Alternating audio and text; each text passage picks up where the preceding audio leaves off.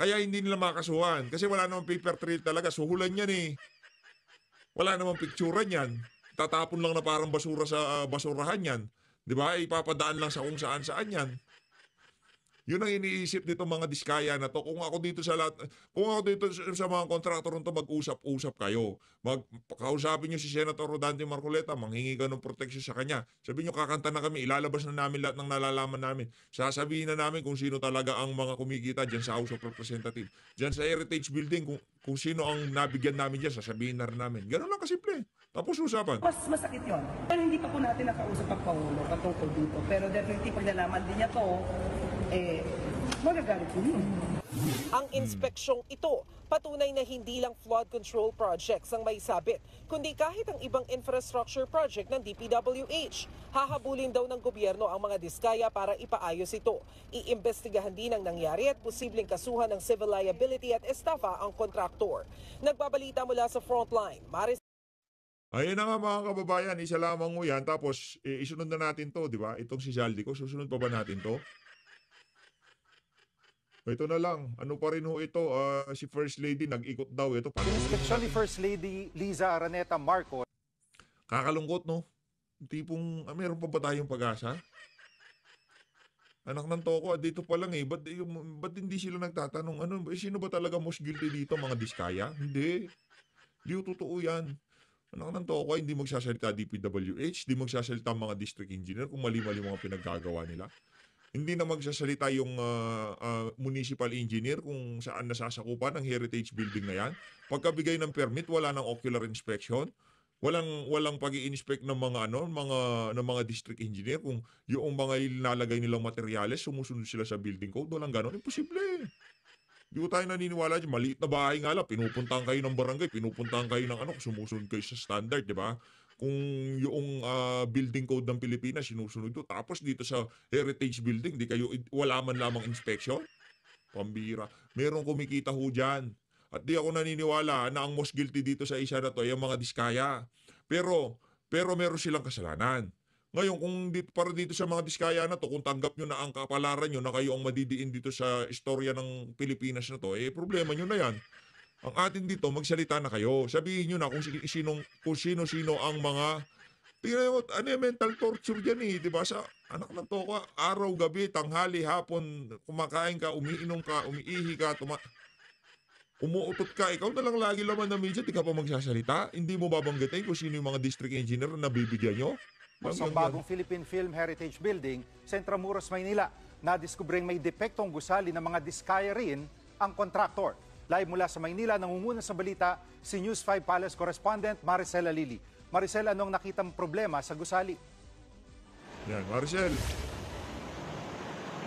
Jiggy, nandito tayo mismo sa loob ng tanggapan ng Film Development Council of the Philippines. Ito yung inayos sana na dapat. Pero tayo dito sa PHFD, di ho tayo naaawa dito sa mag-asawang diskaya. Pinasok nila yung maruming trabaho na yan. Malinis ba yan? Marumi yan eh.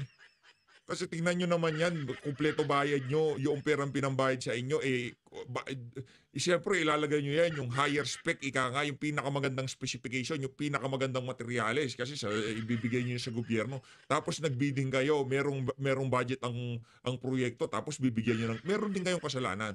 Pero ang tanong dito, sinong ngayong araw na ang completion, pero hanggang ngayon hindi pa ito tapos. Ipapakita ko sa iyo, Jiggy, yung isa sa mga highlight ng building na ito, which is yung cinema. Ang sinasabi sa atin, September 4 dapat tapos na to, pero makikita natin na ongoing pa rin ang construction. No? Pagpasok niya sa cinema, nag-iba yung ambience ng tunog, di ba? Nag-iba yung acoustic, no? Sana magaganyan tayong studio, yung tipong pagka pumasok ka, yung boses mo, talagang iba yung dating. At balita natin, isa doon sa mga nakausap natin na construction worker kanina, mukhang ang target, September 15 pa matatapos. So, hindi na sila umabot sa deadline. Bukod dyan, inikot din ito kanina. Kasama nating nag-ikot si Palace Press Officer Undersecretary Claire Castro. Nakita natin na hindi pulido yung finishing ng elevator. Yung ibang mga kwarto, cement finish, instead na nakatapos tiles, which is supposedly yun yung design na nakalagay dun sa original na plano. Pag lumabas tayo ng building na ito sa Intramuros, walang alulod. So kapag umulan, magiging problematic siya. At kagaya nga ng nasabi mo, nadiskubre na ang contractor din pala dito ay yung Great Pacific Builders na mga diskaya rin ang nagmamay-ari. Ngayon, si First Lady Liza Araneta Marcos, pagdating namin dito, inabutan namin siya na umiikot din dito sa building pero umalis na rin siya agad so hindi natin siya nakausap. Pero isa nga siya doon sa mga nagbabantay ng proyektong ito. Ang halaga ng reconstruction nitong building na to nasa mahigit 107 million pesos. Pakinggan natin ang sinabi ni Undersecretary Claire. Hindi nagpa-interview si itong si First Lady Liza Araneta Marcos. Medyo ika nga ang siya ngayon, mailap po siya sa media. Ika nga baka ang yung nasa utak nitong si Liza, baka mapunta na naman tayo kay ano pangalan noon, yung Tangko. Yung sa Beverly. Diba? Castro. Ang isa pang nakikita dito ay malamang na yung ibang kinatawan ng DPWH ay nakikipait sa buhatan sa mga contractor. Sabi nga natin, nabanggit ko kanina, nung dumalo dito si First Lady, kasama niya noon si Secretary Manny Bonoan. Hindi natin sinasabi na si Secretary Manny Bonoan dahil hindi naman siya nakapirma sa kontrata. But may pagkakataon kasi na sila mismo din yung nagbigay ng kung sino mga taong pwedeng gumawa. So, yun, maaari may sa buhatan. Ano yan? Pati si Manny Bonoan. Sige na, laglag nyo na. Laglag nyo At na lahat. Maricel, may reaksyon na ba ang Pangulo at si First Lady dito sa sinasabing substandard na proyekto? Malungkot. Tinanong natin yan kay Kawawang Undersecretary Claire Castro kanina, Gigi, at ang sabi niya, dismayado si First Lady Liza Araneta Marcos nang makita nga kung anong nangyari sa building na ito. Sabi niya, gobyerno na nga yung nagpapagawa nitong construction. Aba, gobyerno pa yung naloloko. Kaya nga gusto nilang paimbestigahan kung anong nangyari. Si Pangulong Bongbong Marcos wala pa raw na ibibigay na impormasyon kung ano yung reaksyon kay Yusek Castro kasi hindi pa naman daw nakakausap tungkol dito sa proyektong ito. Pero pihadong magagalit din daw yon kapag nalaman kung anong nangyari sa infrastructure project na ito. Pero ang ipinapakita Ano yan? Kayo naman, kayo sa media, alam nyo na kung ano tawag dyan. Ang tawag dyan, Build Better More. Kayo talaga, oo. Yan ang pinagmamalaki ni Marcos Jr., Build Better More. Di ba? Yan yung campaign slogan niya di ba? Ayaw niya yung build kasi kay Digong yun Kay Tatay Digs yun di ba? Trademark ni Tatay Digong yun build. Oh. Sa kanya, Build Better More. Ayan, Build Better More, puro ghost project. Baka yung Build Better More, yun yung mga ghost project na sinasabi nitong si Marcos Jr. Yan natin. Yan ang magagawa natin, di ba? Ganyan talaga, yung mga Pilipino, yung yung pasensya nila, napakahaba. Kaya, kung yan ang gusto ng Pilipino, ano magagawa natin? Diba? Kung lulunukin na lang to ng mga Pilipino, lang namang pagpilitan natin na dapat ganito gawin natin, ganito. Wala tayong magagawa. Kung itong issue na to, padadaanin na lang natin ng ganun-ganun. Nasaan ba ng Pilipino yan? Nakikita nyo naman mga kababayan kung paano paikutin ng media itong istorya na to, kung paano nila i-twist, kung yung pagmamanipula. Kaya itong mainstream media, kailanman hindi ito nakatulong sa pag-asenso ng Pilipinas. Yan ang tandaan nyo. Tingnan nyo yung mga mainstream media. Isang paksyon lang yung ini-interview nila. Ito sasabihin ko sa inyo mga ini-interview nila. Joel Chua, kahit saan stasyon, News 5, lahat yan mga kababayan, magkakasabot sila. Iisa lang naratibo nila. Ang sisihin lang ang mga kontraktor. Pero yan si Bunoan, walang atrasyo mga yan. Absuelto para sa kanila. Kaya sambay ng Pilipino, kung yung naratibo na yan ang gusto yung tanggapin, ano magagawa natin, di ba? dito, hindi lamang sa mga flood control projects nangyayari yung mga kapalpakan, kundi ultimo dun sa iba pang mga infrastruktura under DPWH. At ano ang susunod na hakbang ng gobyerno tungkol dito? Ihabla ba nila yung contractor? Oo, Gigi, sa ngayon, pag-aaralan ng gobyerno kung ano yung habol natin para magawa yung mga problematic na bahagi nitong building na ito. Pero isasagawa rin Ano naman to ko itong si Auntie Claire ng ginagawa mo dyan? Lang ka, kailan ka pa naging engineer? Kailan ka pa naging engineer, ante? Di ba? Kailan ka pa naging interior designer? Kailan ka pa naging architect? Yan, mga. Kailan ka pa naging architect? Para masabi mo na yung binabasa mo na yan, naiintindihan mo. Yan ang problema ng mga kababayan. Lahat na lang gustong umepal dito sa issue na to. Ganyan talaga. Ano yan, ika nga, ilinalatag na nila yung optics kung sino dapat masisi. Pamilya Diskaya, pati yung mga makakaliwa, di ba? Anong ginawa nila? Sumugod sila sa bahay nitong mga Diskaya. Lang yan, ba't kayo susugod dyan? Ang ginagawa nyo dyan? Di ko sinasabing huwag kayo magalit dito sa mga Diskaya. Sinasabi natin, you're barking at the wrong tree. Hindi naman magkakalakas ng loob yung mga kontraktor niya kung hindi, di ba? Kung hindi binakapan ng mga makakapangyarihan dyan sa House of daw Representatives. nila yung investigation para malaman kung posible nga bang masampahan ng civil liability at ng estafa itong mga Diskaya o kung sino man pa yung ibang mga taong involved dito sa isinagawang proyekto dito sa May Intramuros. Gigi.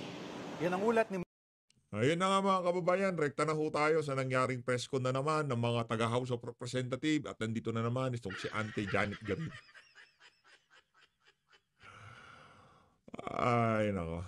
Sa pakiramdam ko, hindi nagbabago yan dahil yung software naman o yung sistema sa DBM ay hindi rin nagbago.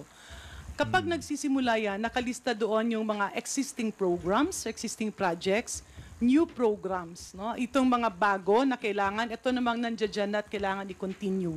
In other words, nire-review yan isa-isa. Nakakagulat yung ating narinig galing sa kalihim ng DBM na dumaan sa kanila at hindi na nila natingnan. Allow me to compare to a situation. Ang sinasabi kasi ni Deputy Speaker Puno, may mga nakita ang Kongreso. At una itong nakita nung nagbusisi, lumabas kasi sa taong bayan na napagbibintangan na ang Kongreso lamang may mga insertion. Pero kung titingnan natin ang katotohanan na lumalabas na ngayon, yung mga ghost projects na binisita ni Pangulong Bongbong Marcos ay agency-initiated. Ibig sabihin, nanggaling sa departamento. At kailangan tugunan natin ang panawagan ng presidente. Maglabas na budget na malinis at para sa sambayanang Pilipino. Ngayon, ganito ang aming nakikita. Kunyari, meron kang buong compound ng Kongreso, inutusan kang magwalis. Meron kang isang araw para walisin. Hindi mo alam kung nasaan ang basura.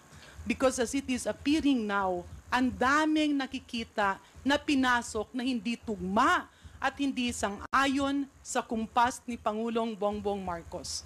Mas magiging madali ang rekomendasyon ng mga liderato ng nagkakaiba-ibang partido na i-request si Speaker Martin Romualdez na ibalik ito sa DBM. Yan po ay request galing sa amin para ituro nila, sabihin nila, dito yung mga basura na kailangan linisin at baguhin. In that way, we fulfill the promise of the President and we fulfill to deliver a bagong Pilipinas. Wow. Sabi mo yun. Gagawa natin. Thank you, sir and ma'am. May we hear the comments of other House leaders, if there?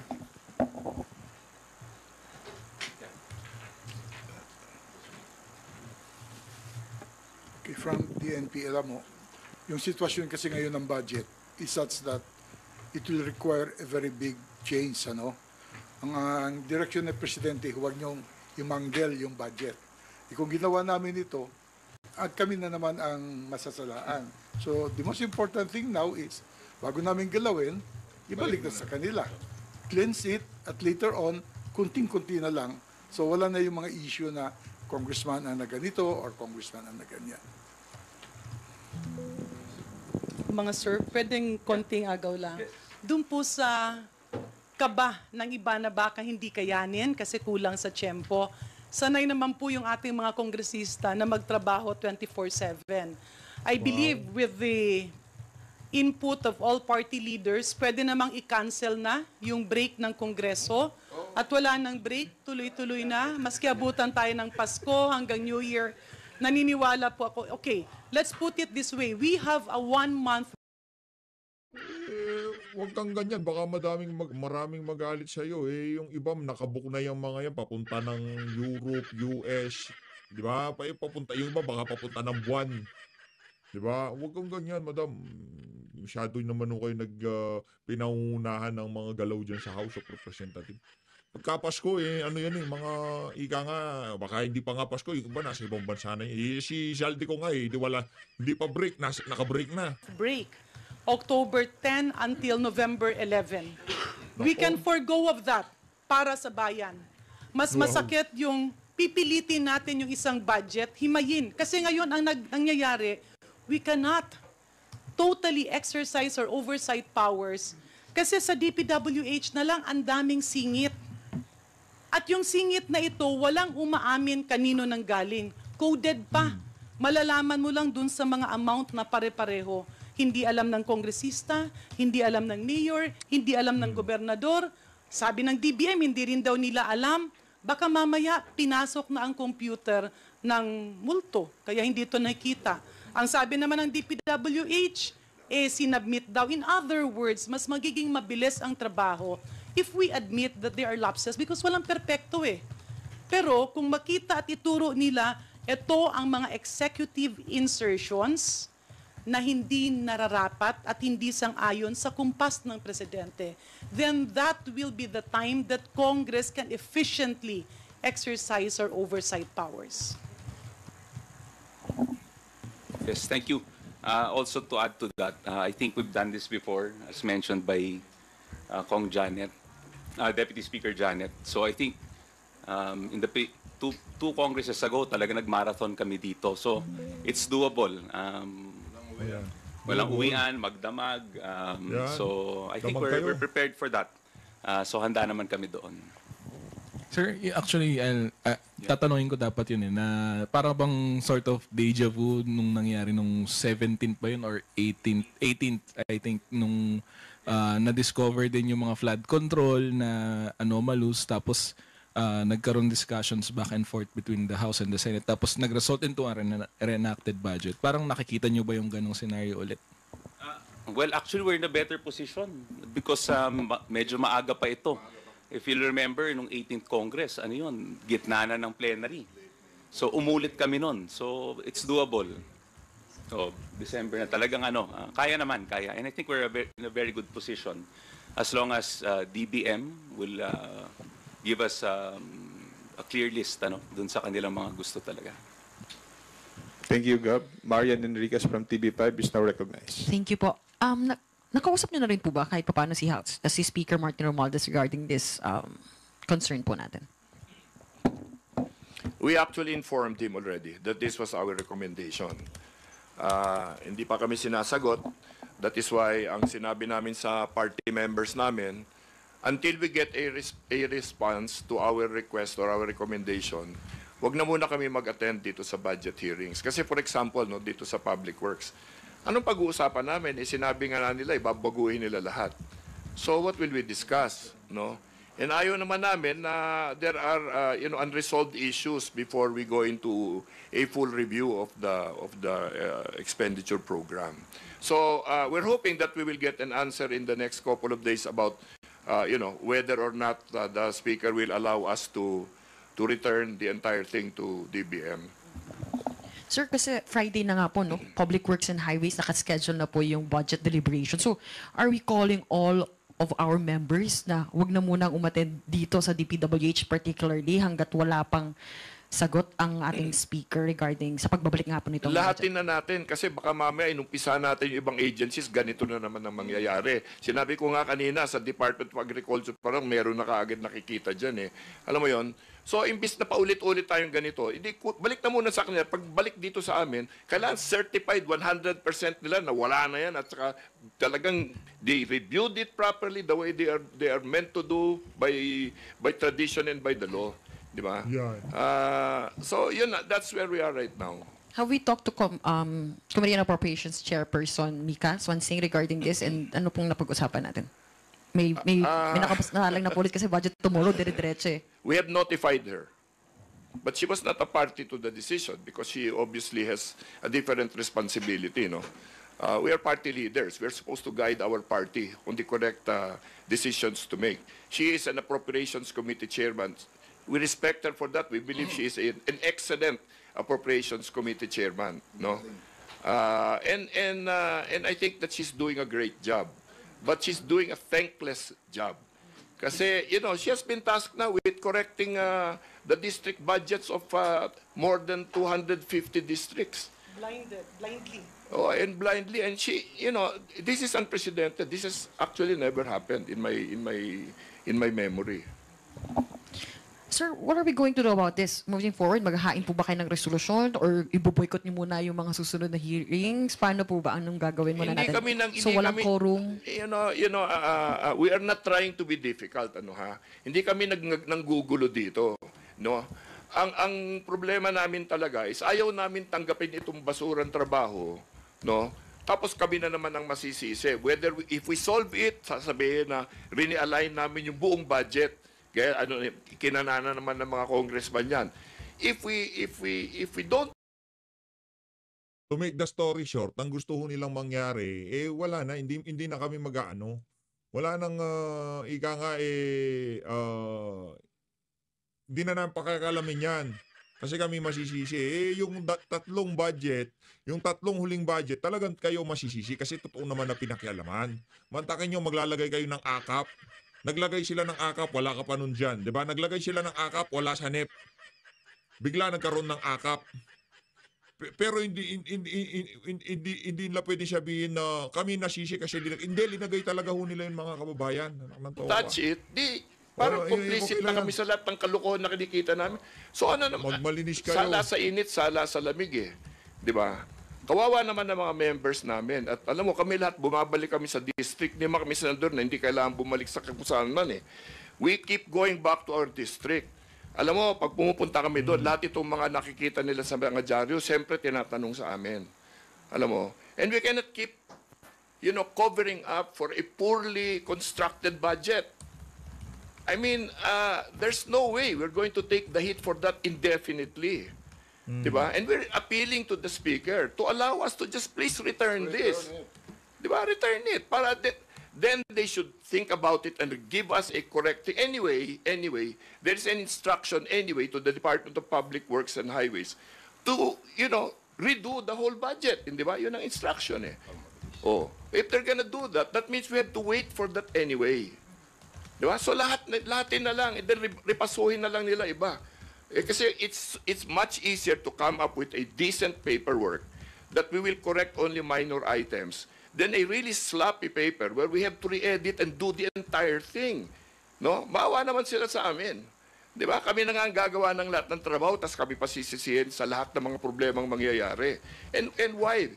Because they cannot do their job. No? Hindi naman pwedeng ganun. So, sir, resolution po ba or call for... Dagdagan ko lang. Nasa APRO ako. Yan. Nakita namin, habang pinag-uusapan sa Senado at sa lahat ng makikita mo sa press, flood control. Ito na naman kami, may budget na napakaraming flood control. Hindi lang doon sa linya ng DPWH, kundi doon sa mga hindi mo makita, kung hindi mo basahin isa-isa. Kaya ang suggestion ko, ako nag-suggest, tanggalin mo na lahat yung flood control, balik mo na yan doon sa DBM, ayusin mo na ni Presidente, kung maaari, wala mo ng flood control itong taon na ito. Wala namang namatay masyado dyan sa flood control. Kung sino yung bayan na nangangailangan talaga ng flood control, makikita naman yan sa Project NOAA, pulang-pula yan eh. Hindi doon lang. Paano naman yung mga congressman na nag-request nung last budget deliberation na isama yung mga flood control na yan? Paano naman sila?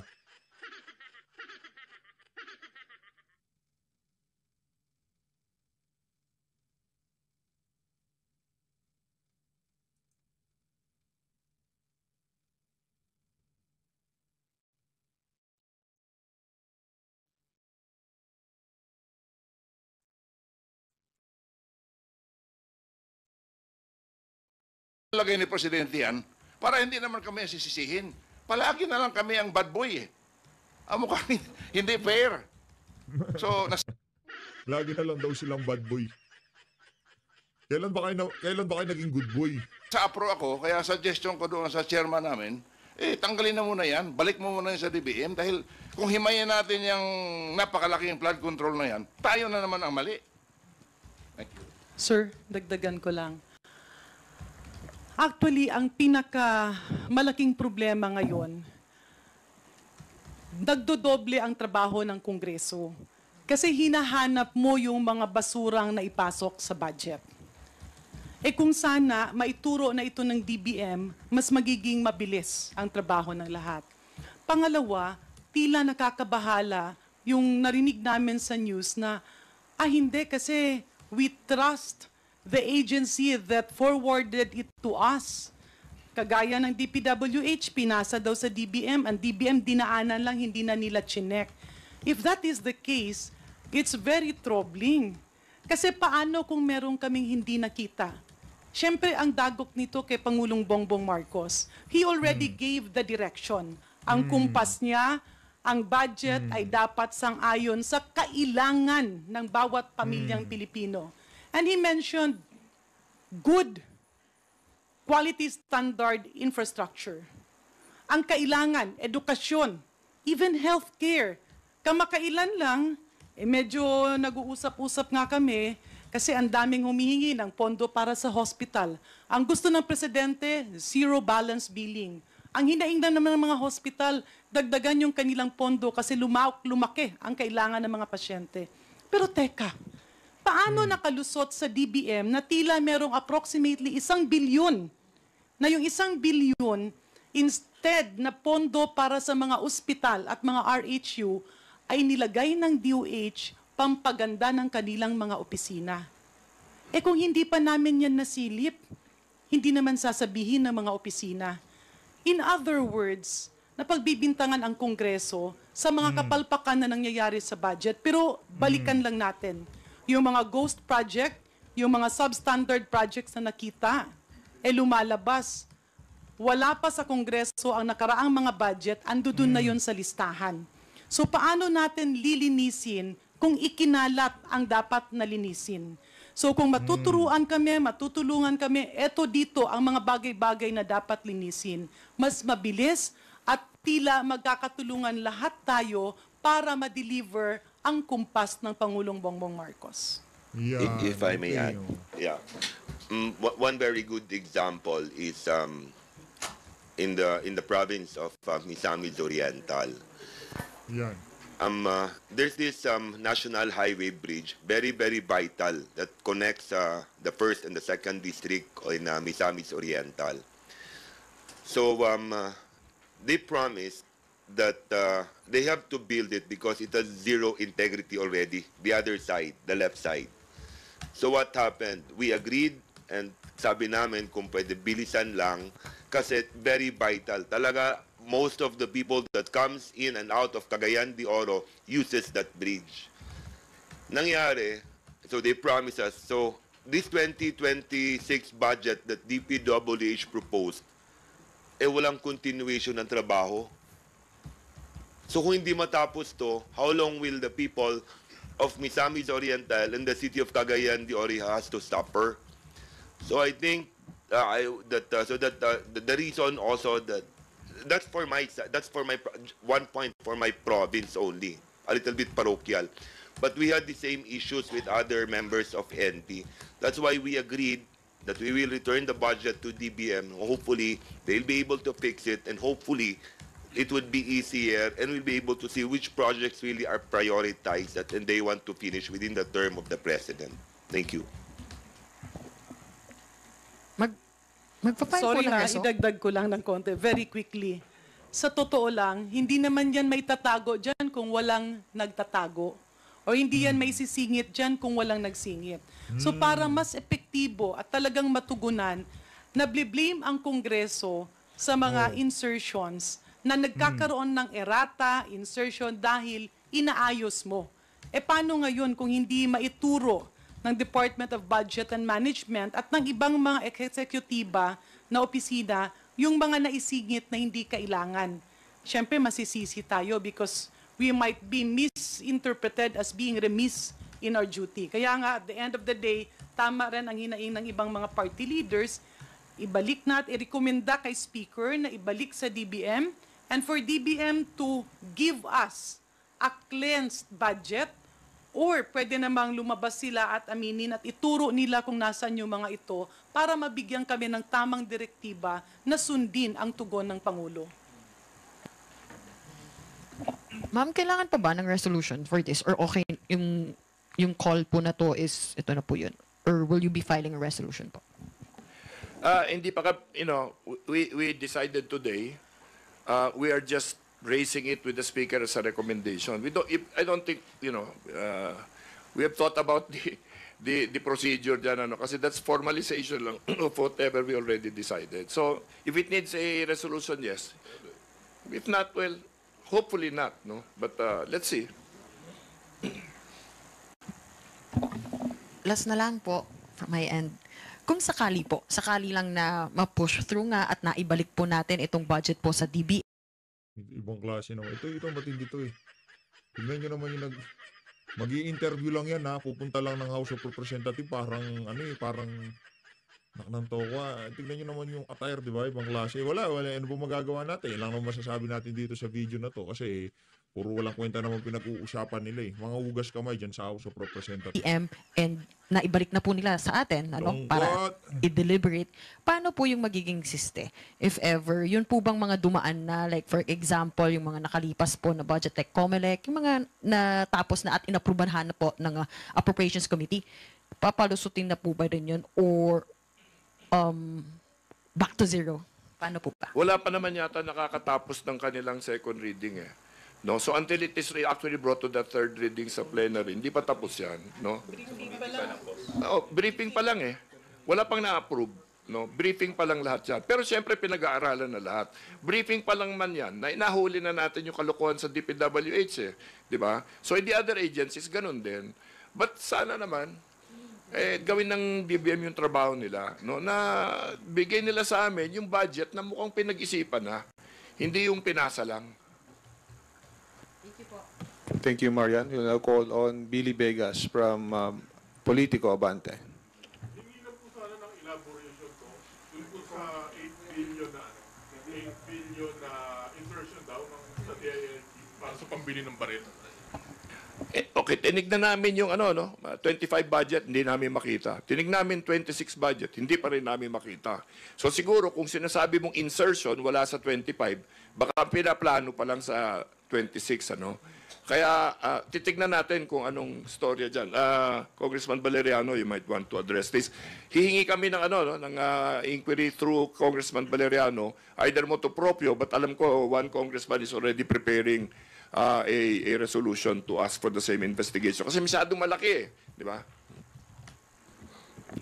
Again, just like what DS po have said, magkakandak ako as chairman ng Public Order and Safety regarding dun sa unsolicited proposal. I think it's worth 8 billion na sinasabi between the PNP and the DILG. Once and for all, masettle whether it is motu proprio o may magpasok ng resolution or may mag-privilege speech.